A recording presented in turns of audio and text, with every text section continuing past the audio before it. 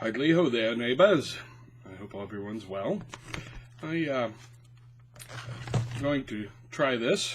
I'm still a little bit sick. I still have some shortness of breath and asthma symptoms and such.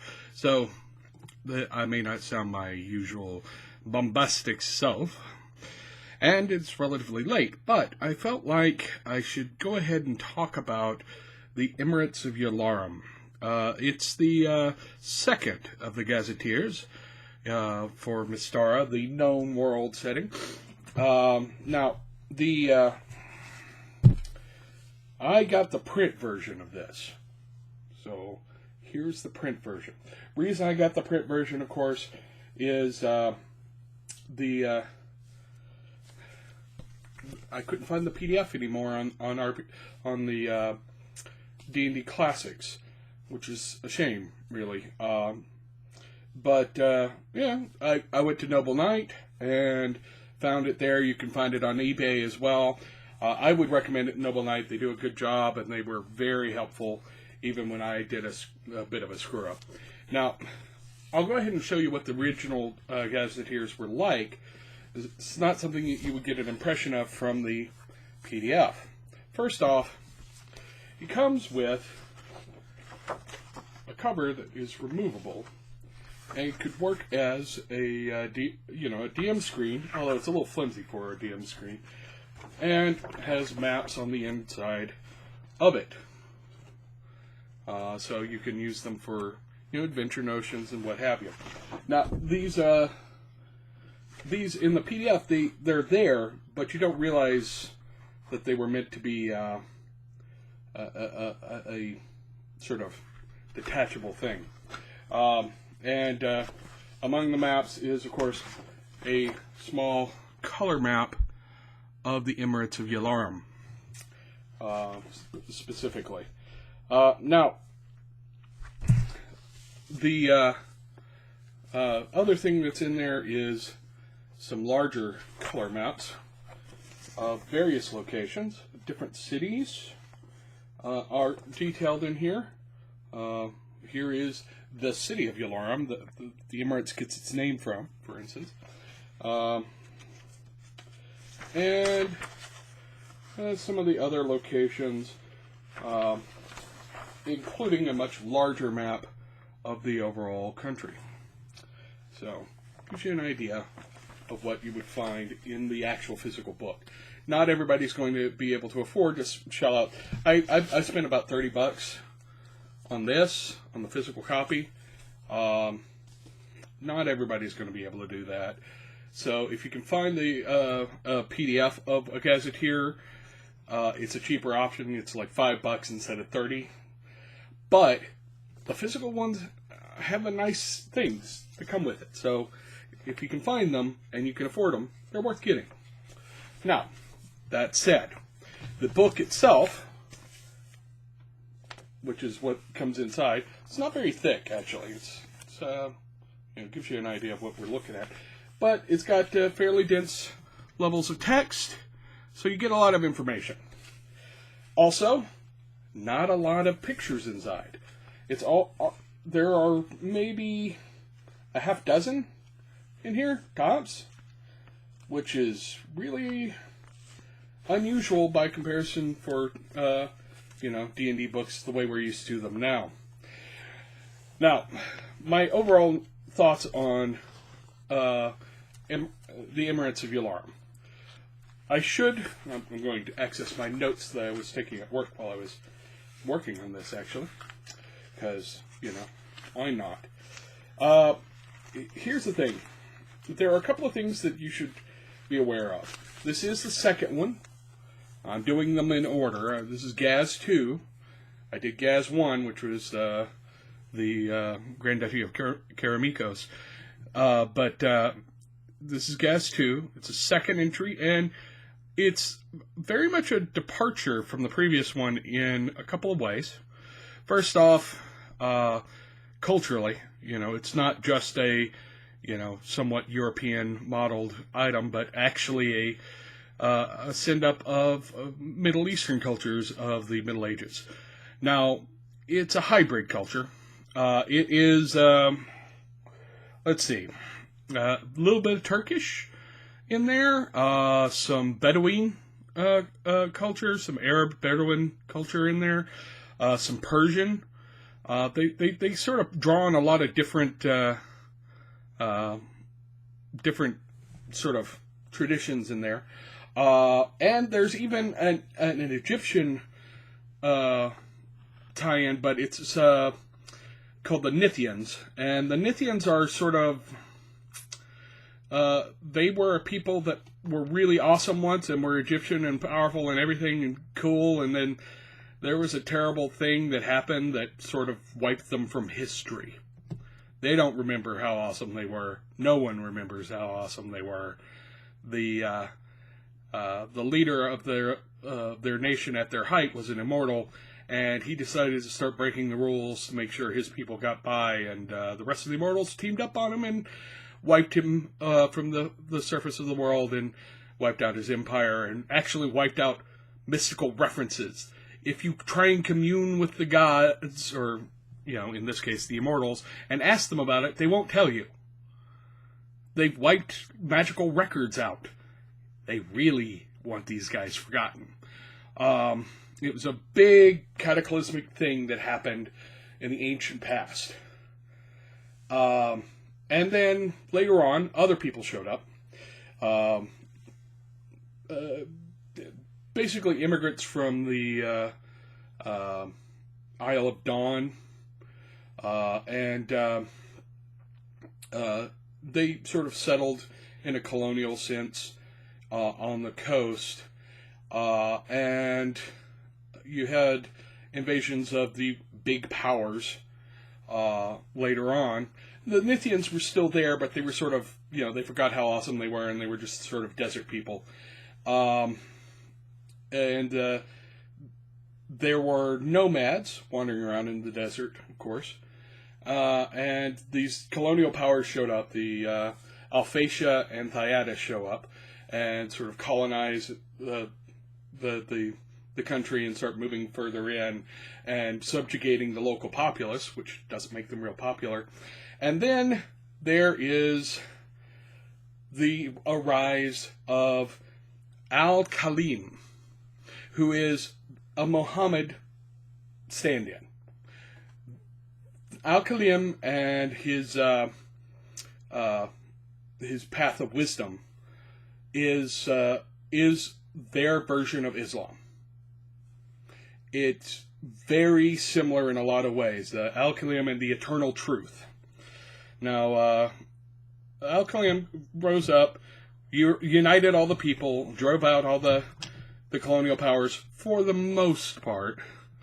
There's still a few holdouts here and there, but for the most part, drove them out, and then proceeded to provide them with a vision of what should happen. That the desert should be made to blossom and grow again, and water should pour from the stones, and this is how you should act, and this is how things should be.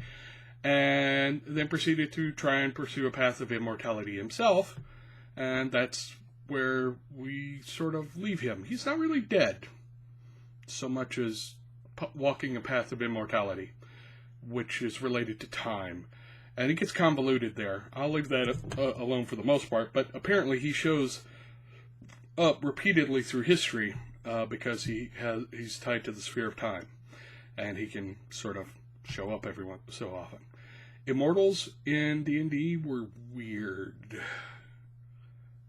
I'm just going to leave that there. I really need to get a copy of the Immortals set so I can actually sit down and talk about that more cogently. But let's leave it there. He basically ascends and becomes a Muhammad-like figure. He's the prophet of the eternal truth. And his Quran equivalent is something called the Name, which talks about his journey towards being immortal and his sort of rules of conduct and so on. And the Emirates of Ylaruam are the people who followed in his footsteps. Now, it should be said that the Emirates of Ylaruam are actually a bunch of separate states. They're a bunch of emirates. And they owe some fealty to the Sultan, who is in the city of Ylaruam itself. Now, the interesting thing with that is they also have different factions in here that are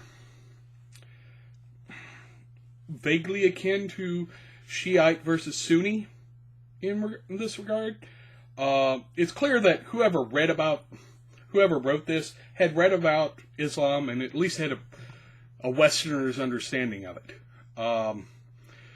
And so, he talked about the two major factions here, one being the Preceptors, who are actually in charge right now, for the most part.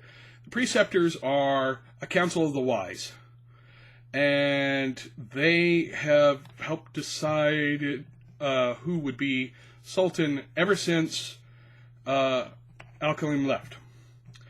Now, that means that they decide based on who is the wisest of his followers and their descendants, so forth, rather than based on the family. The other faction, the kin, traces leadership, should be traced back to the actual family of Al-Khalim. And obviously there are differences between the two different factions. The kin actually dominate more in some of the other emirates and are much more popular in the nomadic groups in the emirates. And where the Preceptors and the Sultan tend to be somewhat open to outsiders, with reason, just not to, let trade happen and things like that. But, as long as nobody's really going too far as defying their customs, the kin are much more hardline. They don't, they're not necessarily instantly going to kill you if you're an outsider and a non-believer, but they're definitely a lot less likely to give you a chance. So it's an interesting broad stroke vision of Middle Eastern culture. It's not completely accurate to our own version, but really, it's D&D and fantasy world, and you'd have to have a lot more detailed history to sort of reflect the complexities of the Middle East.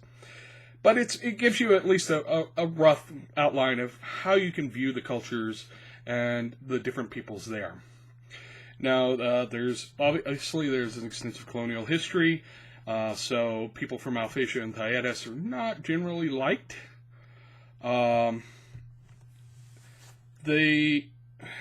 Overall, I like the book for its avoidance of a lot of the stereotypes that one would expect. This is not to say that there aren't some oversimplifications and what have you, but overall they do a fairly decent, detailed job.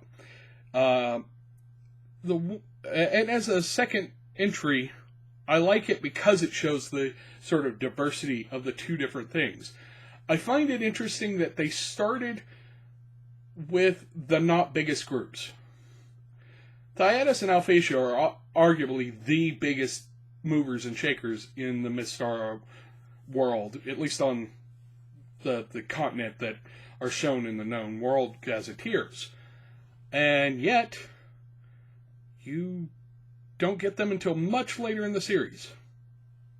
The first couple of them are much smaller. And I found that interesting. It was an interesting choice. Now, couple of complaints. They actually show a map of Ylaruam, and they tell you a little bit about it. But the city of Ylaruam, which is in an oasis in the middle of the desert. But they don't actually... they don't actually detail it. The one city that they detail is a place called Kirkuk, which is sort of, here is a good adventure hub. And I like that. I like that they have an adventure hub idea, and they put a bunch of adventure seeds in it, and it was really cool. I liked it. Don't get me wrong. But I would have liked more detail about the capital with the glittering spires and all of that stuff, just because I couldn't imagine running a game where, you know, the PCs didn't want to eventually go there. And with just the map and a couple of labels, didn't give a lot of detail, didn't explain how the city really worked that much. So it was kind of annoying in that regard. There's an article in there about the economies of the different Emirates, and it talks a little more about how they make money there, and things like that. But it itself is not all that detailed. And that was one of my few complaints with this, other than the art, and it's a little dry. It is a little better in one regard. The first couple of entries in here, outside of, you know, a basic how do you use this, actually start with in-character voice, which is nice. Gives you a feel of how the people sound. And that's always a good place to start when you're trying to introduce people to a culture. So that was definitely really cool, and I liked it. I liked reading it better than I liked reading the Grand Duchy of Karamikos. But it felt very incomplete in a lot of places. Still, it had a lot of good stuff. Things that they actually do add here. There are rules additions, which won't make much sense to people playing 5e, but I'll point them out. There's some new cleric spells.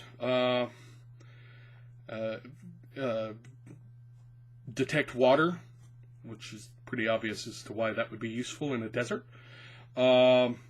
Poetic inspiration, which is sort of like a bless spell, but with some actual possible help if you're trying to deal with a bad guy.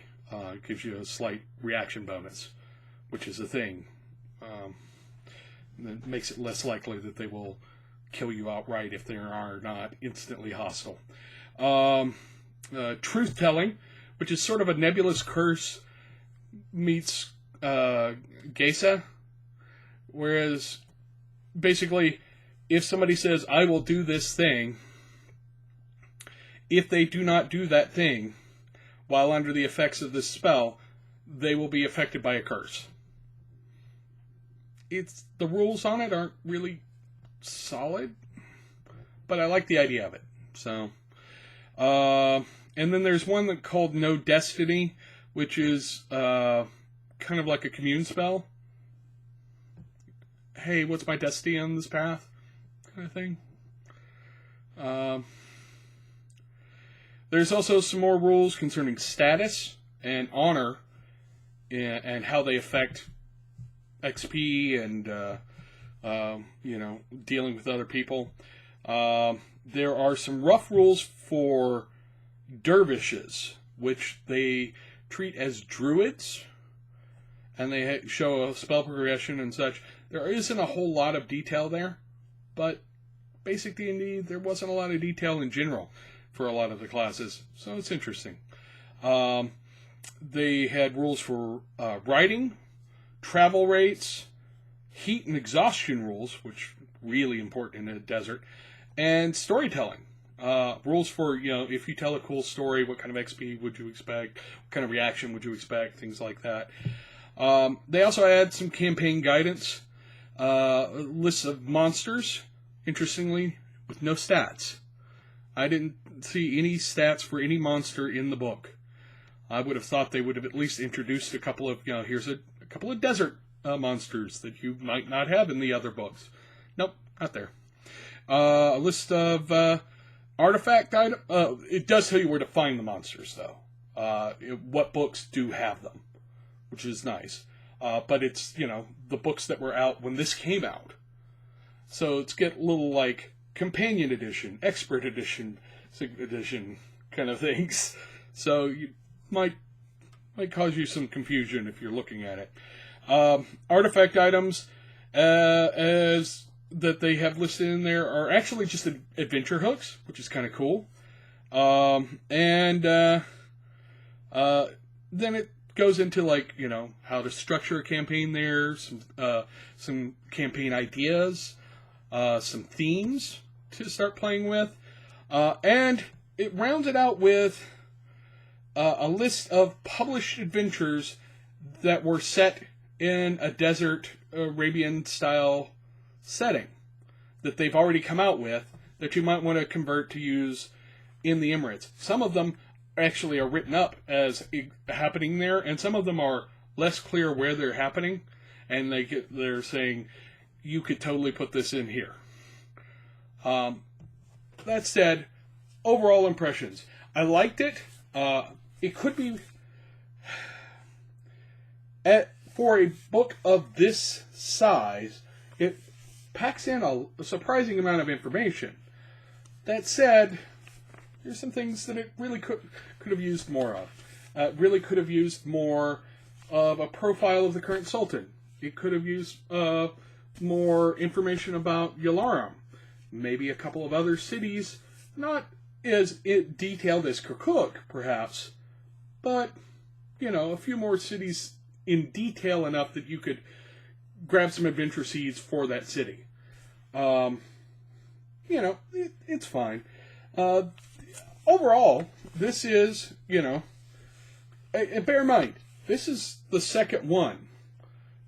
And this was a new idea for them, doing a honest-to-goodness published setting with ideas about how the setting should be arranged and what's going on in the setting and all of that, rather than sort of haphazardly doing it by adventure or adventure location. Forgotten Realms and Mystara were new. This was a new idea for them. So I can kind of forgive the things they left out because it was a new thing. A book like this 5 years ago, 10 years ago, would have been about 100 pages thicker, maybe 60. In hardbound, would not have come with the takeaway EM screen and map pack, but would have had a lot more information about those different cities and different factions and different sort of rules options. Overall, though, I liked it. I think 5th edition could be done in Ylaruam pretty easily. I would be interested to see somebody do a dervish build of Druid in 5th edition, actually. I think that would be a fascinating thing to try and do. There are some things here that don't fit with the current 5th edition write-ups, and some that would. So, there should be some tweaking that you would need. It is not... it's not so alien, though, that you couldn't do it. And I think that's pretty neat. And like I said, there's a lot of adventure ideas in here. Kirkuk has a lot of hooks. They give you a couple of campaign ideas in here for different, here's a big bad that you can pick. Here are a bunch of big bags that you can pick. Here's, a base of a bad guy that you could, have them go after. It's really a lot of, here's some ideas. It doesn't flesh them out necessarily all that much, but it gives you enough to start with. And I think that is something that they had learned early on. Give them a lot of different things that they can start with and let them go from there. I think that's one of the things that stands out well for Gazetteers, the two that I've gone over, is they give you lots of things of, here are a few things that you can, turn into adventure ideas and campaign ideas and what have you. I think if they were writing it now, they would give more guidance about how to do that. Or at least, more mechanical guidance in a lot of ways. But overall, I think it's pretty good and holds up well. So that is my review of Emirates of Ylaruam. Like I said, I got this from Noble Knight Games, and they were really nice to me, so I'm going to recommend that you go and check them out. They're a local game store that has an online store where they sell back titles, and they have a really impressive collection of back titles, so you might want to go check them out. But that is my review of that. I'm not sure what's going to be next, but I'll put something up, because I'm crazy that way.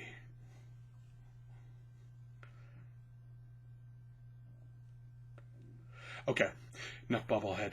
It's late. I need to go to bed. I'm going to close this up and process it and post it. Subscribe, like, share with all the people. Say hi. Tell me what you think. Tell me if you were if this review helped you decide whether or not you wanted to get into Mystara. Did it encourage you to do that? Did you want to read more about it? You know, in your own personal experiences with it as well. Anyway, I'm going to let you go. Have a good night.